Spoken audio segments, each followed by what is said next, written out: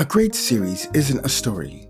It's a system, a machine designed to manufacture emotion again and again without burning out.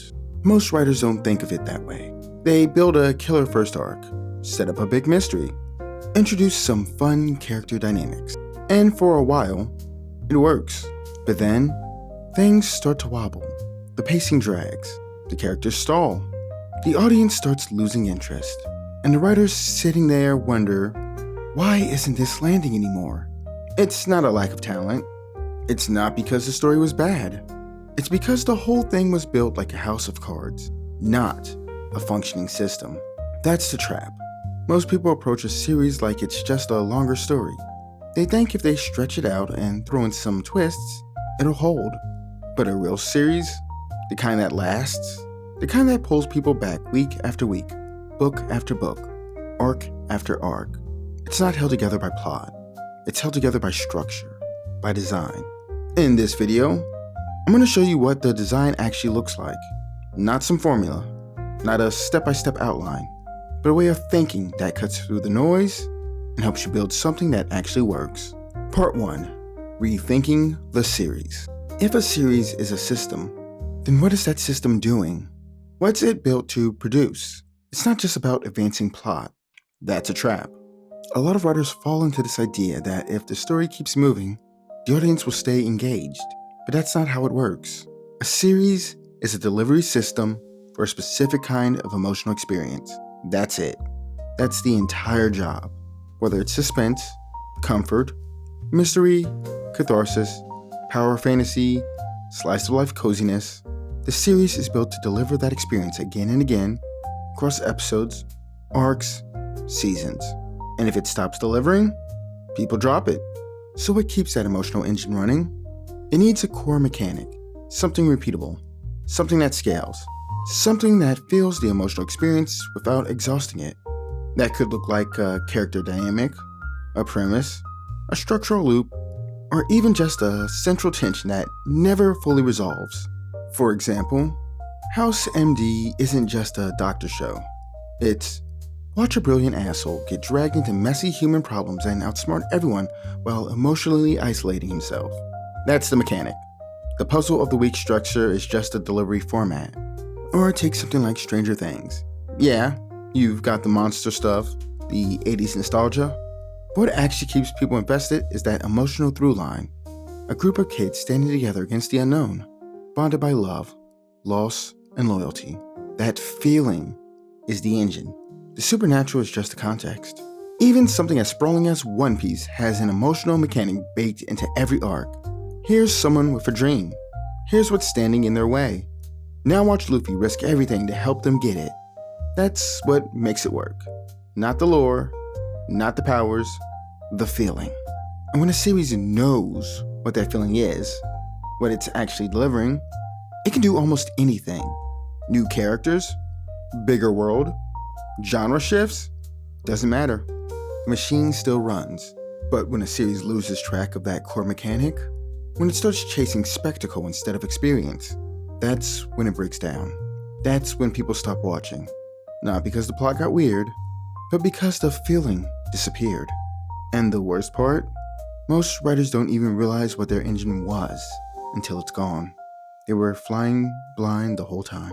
So, if you're building a series, book, show, webcomic, whatever, ask yourself, what emotion is this meant to deliver? What's the mechanic that lets me deliver that again and again without repeating myself? If you don't know, that's your first problem. Now, if you've gone through my Story Scaffolding Method, you already have the means to tackle this question. It comes from the third step, sentiment. For those unfamiliar, that step is all about defining the emotional experience your story is meant to deliver. There are 15 different options I've identified, which I go into much more detail in that video. Once you do know what you're trying to make the audience feel, you can start figuring out how to deliver that feeling over time. That's where this video comes in. If story scaffolding is step 1, then this is step 2, understanding the structure that's going to support the emotional experience across a series. And to do that, we need to answer one of the most important and most overlooked questions in long-form storytelling. How does your story relate to itself across time? Is it self-contained? Does it reset? Does it escalate? Does it spread?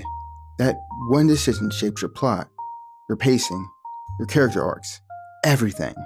So in this video, I want to give you the lens I use to break that down. Something I call the 4 modes of narrative continuity. If you haven't done the scaffolding work yet, don't worry. I'll link that video at the end. But if you already know the emotional engine you're building, then let's move into step 2 and figure out what kind of machine you're actually building. Part 2, the 4 modes of narrative continuity.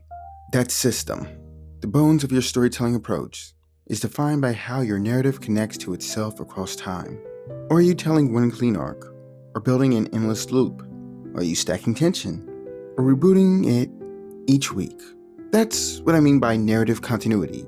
And after a lot of trial, error, and analyzing how great stories stay great, I broke it down into 4 clear models. 1, the standalone. This is the simplest format.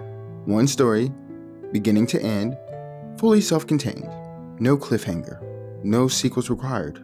No, you had to read the prequel nonsense.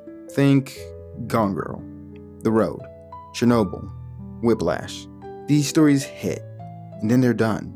The emotional engine only has to fire once, but it has to go hard. You're not building for sustainability, you're building for impact. So, if you're trying to write a single arc story, but stretch it across multiple volumes, and it's losing energy, you might be forcing a standalone into something it was never meant to be. Second, the episodic. This is the loop. Same world, same characters, new situation every time. Think House, Brooklyn Nine-Nine, Detective Conan, Bob's Burgers. I've been on a huge Bob's Burger kick recently. Anyway, these shows don't build so much as they rotate. They give you a rhythm. You come back not because the story's moving forward, but because it's delivering a familiar experience in a new wrapper.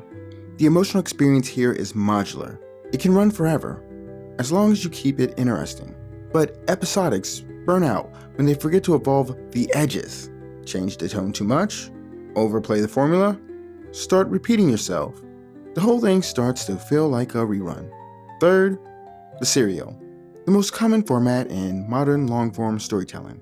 This is where every installment builds on the last. Momentum, escalation, transformation. It's all cumulative. Think Breaking Bad, Attack on Titan, Death Note, Jujutsu Kaisen. The emotional engine here is all about progression. You're stacking tension, paying off promises, showing how people change. The danger? Burnout. If you blow through too many major events earlier, you've got nothing left to escalate. If you stall, the momentum dies. Serial storytelling is powerful, but it's pressure. You're always climbing, so your engine has to be designed to scale. Fourth, there's the shared universe model. This one's like an ecosystem. Different stories, different characters, sometimes even different genres, all coexisting inside the same world, mythology, or timeline. The MCU, Star Wars, Stephen King's multiverse, The Witcher. These aren't just stories, they're systems of stories. The emotional engine here is more diffuse. You're not necessarily delivering one consistent feeling, you're delivering a sense of mythos, a lived-in world with its own rules, legends, and ripple effects. The challenge? Consistency across chaos. The payoff? You get to tell a ton of different stories from different angles without losing cohesion. I want you to think of these 4 models not just as labels, but lenses. They tell you what kind of machine you're building. They shape how you handle pacing, conflict, character arcs, and emotional delivery.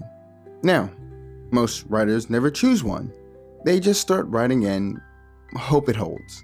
But when you choose intentionally, where you build your story system with purpose, that's when things really start to click. And it's also when you can better diagnose what's going wrong or so forth, which is stuff I'm helping with through the various articles on my site, storymark.com. It's where I go into much more depth than anything I do here. A good example, here's an article that goes into the practical tips for writing an episodic. I'm doing my best to make it the go-to resource for writers who wish to not only turn their vision into reality, but to make their vision shine. If there's anything you need help with, Feel free to ask. Anyway, there's a question I'm sure has been in the back of your head after getting those models. What about stories that don't neatly fit into one of those categories? What about shows and series where the format feels episodic, but characters still evolve? Or where there's a big ongoing plot, but each episode stands on its own, like a mini movie? Part 3. Hybrid continuity structures. These are the systems that blend episodic and serial storytelling.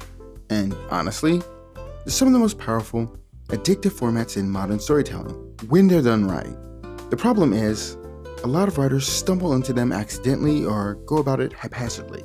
They don't know what kind of hybrid they're running, so they start creating inconsistencies. The pacing gets weird, the character arcs start skipping beats, and before long, story just sort of slips out of rhythm.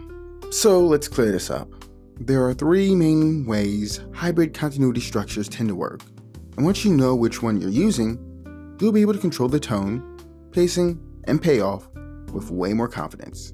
Hybrid model number 1. Episodic core, serial undercurrent. This model is built on repetition with evolution. Each episode gives you a full arc, case of the week, mission of the week, whatever. But underneath that surface, things are changing. Relationships are growing. Themes are deepening. House is a great example. Every episode follows the same structure. Diagnose the patient. Deal with weird symptoms. Get it wrong twice. Then House figures it out. But while the format stays familiar, the characters are slowly evolving. The tension between House and Cuddy grows. His painkiller addiction gets worse. And without you realizing it, there's a serial story sneaking in under your nose. Leverage, Cowboy Bebop, The Dresden Files, all live here. Why use it? It's flexible, reliable. It gives you depth without sacrificing accessibility. Hybrid model number 2, serial core, episodic execution. This one flips it. You're telling one big story, a clear arc with real stakes, but individual episodes feel like little adventures. Avatar: The Last Airbender is the masterclass here. The gang's headed towards a final battle. Everything's building, but you still get the Great Divide or the Tales of Ba Sing Se, episodes that are more about tone, emotion, or theme, while the plot quietly marches on. Same thing with Demon Slayers. You've got an overarching mission: take down Muzan, cure Nezuko, survive the demons. But the show is structured around focus, contained arcs, like Mount Nadagumo or the Entertainment District, that feels like tightly written, emotional one-shots. They start, escalate, climax, and resolve, all while feeding the larger journey forward. Why use this model? Because it gives you the best of both worlds. You get long-term momentum and moment-to-moment satisfaction. It's like serial storytelling with breathing room. This structure is perfect if you want to keep energy high, shift tones, and deliver major emotional payoff without burning the audience out. Hybrid model number 3, transitional episodic structure. This one is sneaky and brilliant.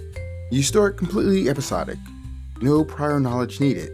The new viewer, jump right in, you're good. But behind the scenes, you're planting seeds. A callback here, a character reappearance, a mystery hinted at. Then suddenly, by season 2 or halfway through season 1, it becomes a serial. BoJack Horseman is a great example. Starts out looking like a Hollywood satire. Then somewhere around episode 6, I think it was, it gut punches you with real character depth.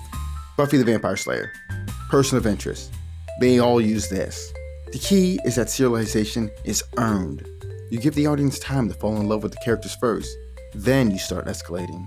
It's great for onboarding casual audiences without overwhelming them up front.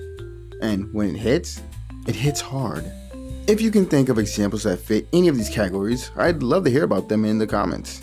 It helps me build my analysis, plus it helps the channel grow, which I assume you want to happen if you're this far into the video. Now, having addressed all that, let's get into the nittiest gritty, why you should be identifying this stuff. Part 4, why this matters. This here is the bridge between the concept, what my story scaffolding method develops, and the craft, what everything the 6 pillars of storytelling will tackle. Think of it like this. If scaffolding gives you the compass, this step gives you the map. and terrain. The 6 pillars, meanwhile, are the tools for traveling it well.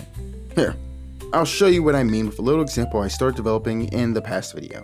Near the end, I came up with this as a story idea.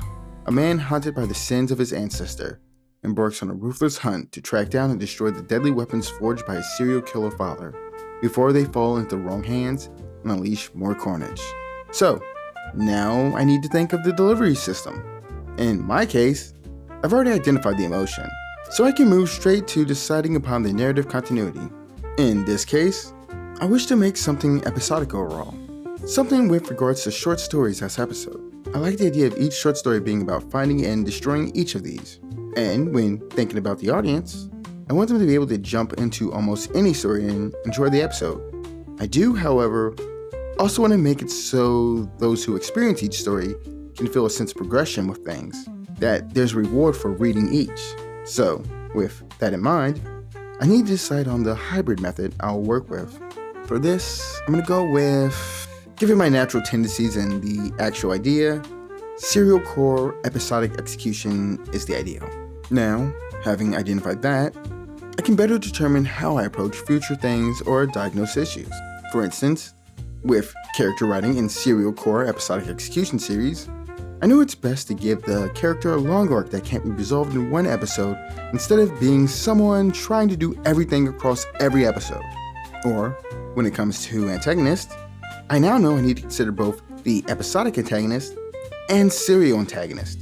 And with the episodic ones, I know I should make episodic villains serve the serial arc, such as maybe they echo the serial villain's philosophy or are part of a larger web. Basically, it helps to better understand how to actually address the downstream decisions, the execution.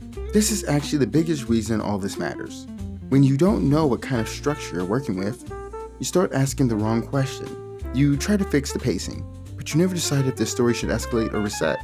You get stuck on your protagonist, but didn't define if they're meant to transform slowly or stay static and iconic. You wonder if the plot is too slow, when really, you're building a loop, not a ladder. That's the trap. You're trying to solve problems in a machine you never actually built. But when you define the delivery system, suddenly, everything downstream gets clearer. It's like turning on the lights in a dark room. You're not guessing anymore, you're navigating. And speaking of navigating, if you want to help me navigate the murky sea that is YouTube, make sure to hit the like button.